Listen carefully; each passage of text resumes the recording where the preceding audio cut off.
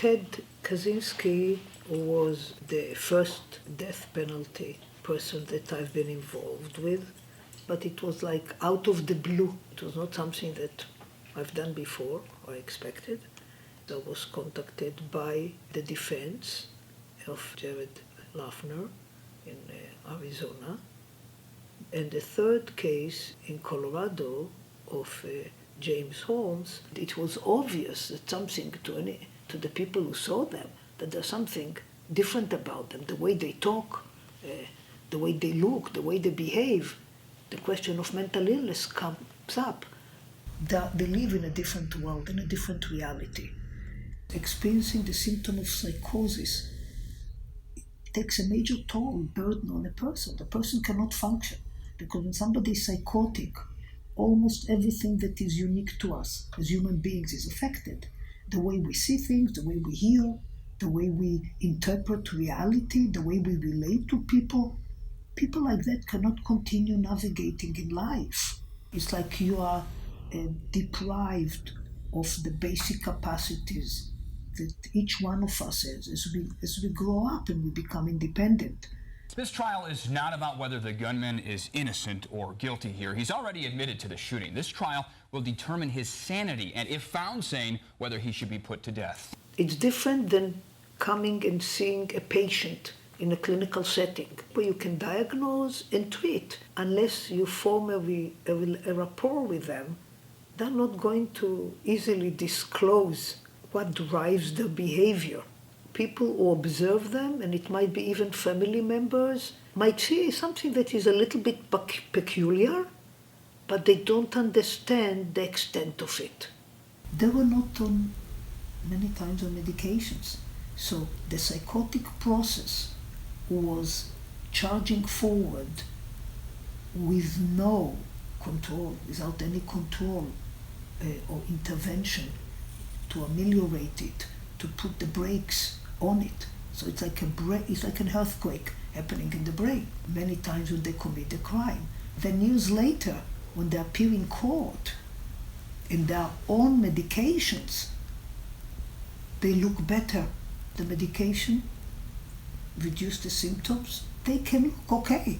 So people like a jury who watches them will say, they look like us. What's wrong with them?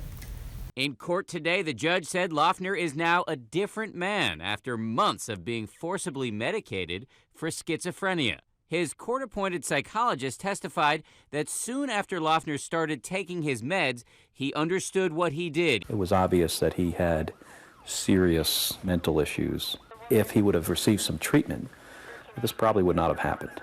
For mental illness, which is a brain disease, it's a brain disorder, there's stigma associated with it. Many people are simply saying, call it what it is. It's evil. It has nothing to do with mental illness in this case. And therefore, some people are saying he's faking it to make it. Callie, that is such a great point, because it's so hard for these jurors. You executed 12 people and then shot another 70. He talks about, I saw the terror in their eyes. Does that sound like someone who's insane? What are you doing, playing target practice with these people? This is not a video game. This is serious. And the fact that he had that type of consciousness during that heinous act means he wasn't insane at the time of that murder, of all those murders. Do they eat? Yeah, they eat. They drink. Yeah, otherwise they would have been dead. We're talking about people who are not like that. This is an individual that may have had that history, but frankly, at the time that he executed those individuals, he was perfectly fine, perfectly sane, and should be held accountable. What we are exposed to, in being it movies or in the media, is that somebody who is insane is running around amok, wild. This is absolutely not the case. We want to call him crazy because we want to make that feel better in our society. But we have to accept the fact that there's evil people in our society that enjoy killing, but that doesn't make them crazy. It's not like people who are psychotic are there 100% of the time.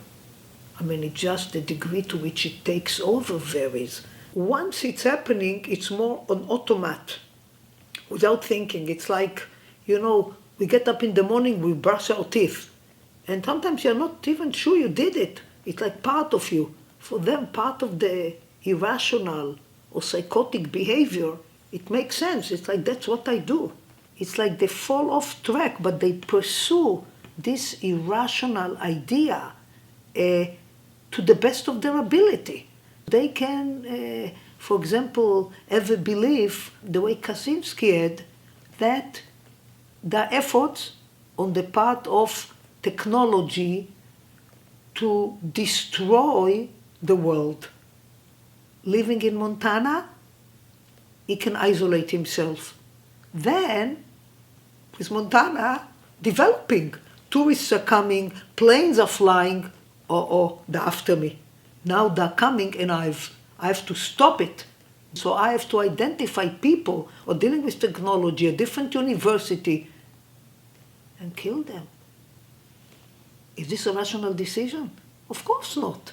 But within a system of belief that somebody is fully engulfed in, it makes, to them, it makes sense, not to anybody else. I started seeing a heavy influence of just chaos and non-connective patterning in his poetry, just ranting or mixing of ideas. But it's not that he doesn't believe in anything. He literally believes in nothing, nothingness. He was banned from campus until he sought mental health treatment, and with that, the college felt it had done its job protecting students and staff.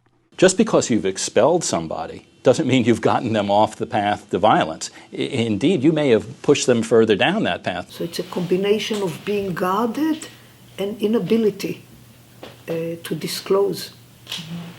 Many times, young people, when it happens, don't know where to turn, the family doesn't know. And it emerges at a time, adolescent, young adulthood, is a transition time in our life. So you say, oh, maybe maybe it's this. And meanwhile, the process goes on until what we call is a break. They never come to adulthood equipped to function as independent adults. Males are more violent. Females use more verbal means to express themselves. They can be still nasty, but males use aggression. They commit more violent acts. Violence seems like the real and meaningful solution to their problem that can also salvage the world, which is psychotic because it's not. Really. I want to make it clear that it is the court's intention that the defendant never set foot in free society again. If there was ever a case that warranted the maximum sentences, this is the case. One of the victims yesterday said the defendant does not deserve any sympathy. I wholeheartedly agree. The lack of knowledge and the fear creates a stigma. Most of the people who interact with young people who might be dealing with emerging psychosis don't know anything about it. They've never seen somebody like that. It's not something that you are taught unless you select it as a specialty. So when I talk to teachers, for example, and I ask them, how many of them do you know have a mother, a father, first-degree relative who does have cancer? And inevitably a few hands will, because it affects the student. And I ask, how many of you know if a first-degree or close relative has mental illness? No hands comes up. It's not something that the family discusses. And is it your opinion that those thoughts reached delusional proportions in Mr. Holmes' mind? They did have a bizarre quality to them. The symbols that he has presented in his writing and he described, I've never seen before. He was building upon it. It's one step after another, and you can see how the delusion builds. He still believes this way today.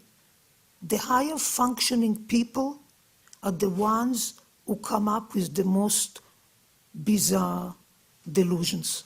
Most people who develop schizophrenia are are people like us. Sometimes I think they could have been our children or our siblings. I mean, 1% of the population worldwide. They're common people. The people lack the insight, the understanding that something is wrong with me. They're very much afraid of that, of the notion that I've lost my mind, that I'm not in control of it. It's very frightening to people. Ted is a diagnosed paranoid schizophrenic. He has written forever about the evils of mental health professionals and what they do in the way of mind control. He is a genius. His core is his mind and his brain and his thinking. And the idea that someone would say that he had mental health problems was anathema to him. It would be like stabbing him. The reason he didn't want to see the government psychiatrist was he was afraid that the government psychiatrist, Park Dietz, would find him mentally ill, his big fear. All right, our next speaker is James Holm. He just graduated from Westview High School and will be attending the University of California, Riverside. He will be majoring in neuroscience. His goals are to become a researcher and to make scientific discoveries. It's a good start. He's highly intelligent. He realized early on in his life that he's different than other young people around him as a teenager. It was difficult for him. So that understanding of the brain, neuroscience, was understanding of himself, but also understanding that it's important, that this is something that can help people, other people too. And potential applications for this illusion are in reducing car accidents. And it might be possible to increase the reaction times of drivers. Also, another application is in the entertainment industry, like video games. Gamers might feel like they have a superpower, and that might let them have more fun. So. I was interested in psychology. It was not initially my first choice. I was thinking about doing things that more related to diplomacy, and I wanted to be active and trying to bring peace. But when meeting at the university, she discouraged me, and that the best I could do, if I marry somebody who works in an Israeli embassy, that's not for me. I was interested in human behavior. So in some way, trying to bring peace to the Middle East is also trying to overcome human nature of fighting. I thought death, I still think death is justice for what that guy did, but the system said otherwise. There's two that were not completely decided, but at the point where we knew that one was an absolute holdout, we ended the deliberations because that person was solidly in favor of the life sentence. Mental illness played into the decision more than anything else. No way, whether it's the FBI, federal, state, local agency, that we could ever come close to solving these kinds of crimes without help from the public. No one is the worst thing they've done. There's always more to it. And that's true of every person on the jury, it's true of everybody. It needs the best tools that are available today. And we are fortunate that we live at a time blossoming of technology that relates to neuroscience, including neuroimaging, genomics.